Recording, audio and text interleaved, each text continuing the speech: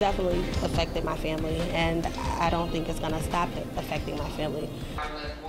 Many people want to know why there's been a spike of different kinds of cancers in their part of Buffalo. And tonight, New York State health officials are hoping they get some information to find out why. They held a meeting tonight to explain their statewide cancer research study, which includes the east side of Buffalo and the western part of Cheektowaga. News 4's Shannon Smith was there. She breaks down what the state is investigating and the community's response. Shannon? Well, Don, state health officials say there have been higher rates of 6 different types of cancers in the Buffalo area.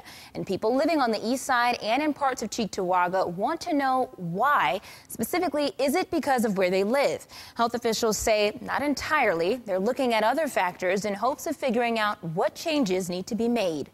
What research are they doing to find out why so many people are getting cancer in the area? That's the question Kim Hall has after learning she lives in the area included in a statewide cancer study. New York State Department of Health says there have been higher rates of lung, oral, esophageal, colorectal, kidney, and prostate cancer on the east side of Buffalo and the western part of Cheektowaga.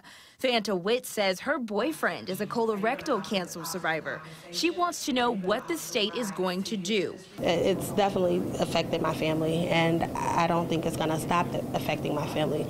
Unfortunately, the east side has had a higher rate of cancer than other areas in the community for quite some time. Now, state health officials are investigating why that is and focusing on the areas included in this map, west and north of the 33 and south to Walden Avenue. It's not as simple as where you live. And so for people who live in the community, they should not be considering moving. Brad Hutton says it's not about where you live, but what you may be exposed to. Their cancer risk is so much more complicated than where they live today. It's a lifetime of exposures and behaviors. He says they're looking at people's behavior, environment, and even where they work to see how those factors play a role. Many people believe it could be environmental reasons. Michelle Phillips says her husband was diagnosed with kidney cancer in 2014. Never smoked a cigarette in his life and was within a healthy weight. The reason I'm here tonight is because he worked for 12 years at American Axle. Behaviors like smoking, tobacco and alcohol use, obesity, and access to health care or cancer screenings. Just want to know if there's a specific reason and if they can do anything about it to make it better.